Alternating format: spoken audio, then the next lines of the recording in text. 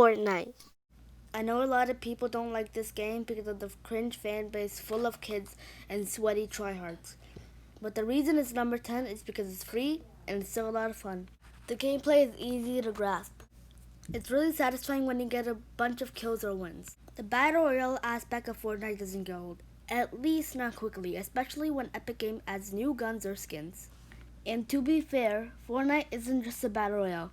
The Creative Hub has a bunch of different game modes like death runs and horror maps that are just as fun, if not better than Battle Royale. The only reason it's number 10 is because it gets boring eventually. Sniper Elite 4. The story is basically about this American guy who is trying to stop the bad guys in World War II. I don't know. Honestly, there's not a lot of good story in there. It's pretty forgettable along with the characters. What's so fun about this game is because of the gameplay. Combat is so beautiful, especially when you have this.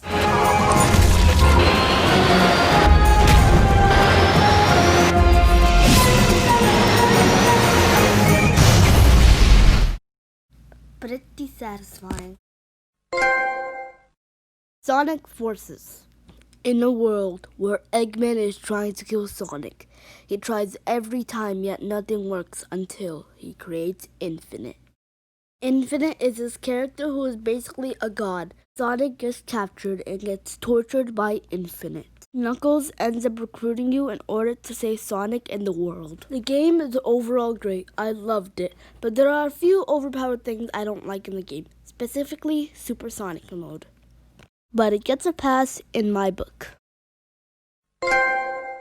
Batman Arkham Knight. Being the last game in the series, Batman Arkham Knight is made for people who like superheroes. The story is a wild ride, mainly because there's so many things going wrong for Gotham, and you don't know who the Arkham Knight is. The combat was so good, it influenced a lot of other games like Spider-Man. The characters like Batman and Robin feel original. It really makes you on the edge of your seat. The only problem with this game is the ending. Spoiler alert, Batman dies in the worst way.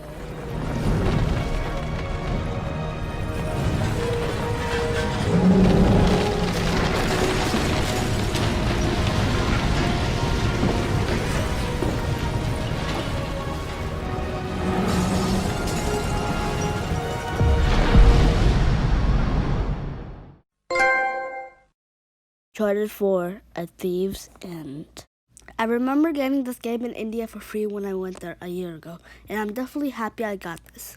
Before this game, I didn't know a lot about the Uncharted franchise, but because of it, I'm definitely open to playing more of the series. Uncharted 4 doesn't have any weaknesses.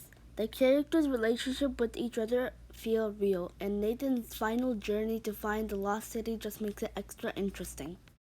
Also, the parkour in this game is really fun to do. Minecraft. Minecraft is a game where you never run out of things to do. The possibilities are endless, and playing it with your friends never feels boring. Although it's a pretty old game, it never runs out of fun. While I've never played in the new Nether update, I'm definitely looking forward to.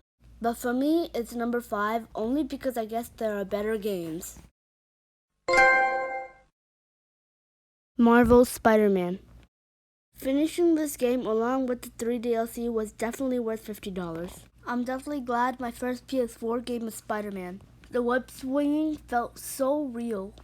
I would choose not to fast travel. Instead, I would string around the city. That's how good the web swinging is. Running upon buildings and putting bad guys in jail makes you feel like Spider-Man. The story adds new and old villains into the mix, and they did it really well, especially with Doc Ock. The characters in this game have different personalities, yet their relationship makes this game what it is. I honestly felt really sad for Peter when Aunt May died, and when a game makes you cry, that's how you know it's good.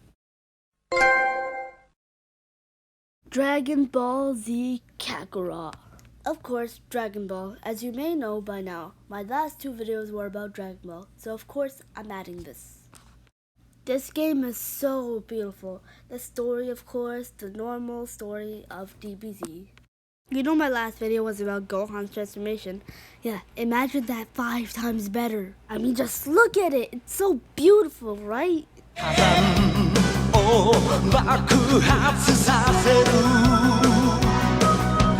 溶けた氷の中に恐竜がいたら玉乗りしこみたいね One thing I don't like about this game is that it skips some scenes from the show that I like. God of War. I remember my cousin recommended this game to me, and although the previous games weren't for me, I was going to give this a try. I went into this game without knowing anything, and it still gave me a memorable experience. Kratos as a broken guy works so well, especially when he becomes a single father to Atreus. Their journey to bury Faye, who was Kratos' wife and Atreus' mother, makes you understand a lot about who they are. There's a lot of surprises in this game, one being the combat. I didn't expect to have this much fun with an axe. Throwing it and pressing L2 for it to come back made those little vibrations that got me excited every time. That's what this game does. It pays a lot of attention to the small details, which a lot of other games can't do. I can't wait for the next game. Fighting Thor and Odin will be great. And I forgot to mention the amazing soundtrack.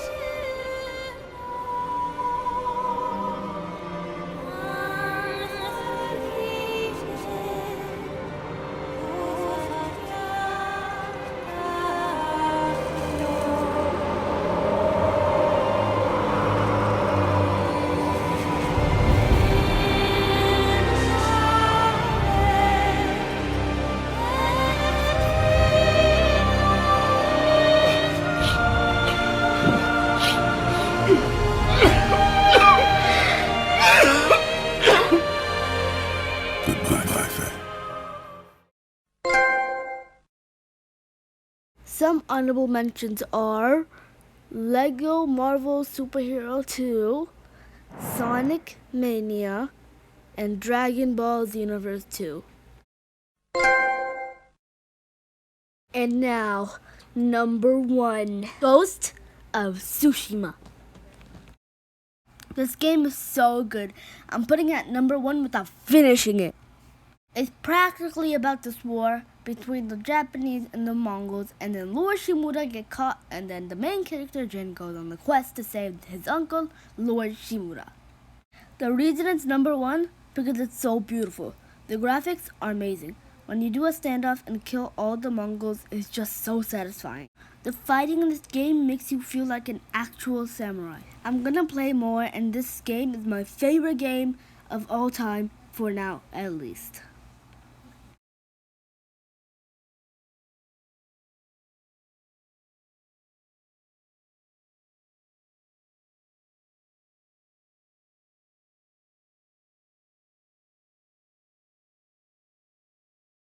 Hey guys, thank you for watching. If you enjoyed this video, like and subscribe. I need you guys to comment more video ideas for me in the future. The ones with the most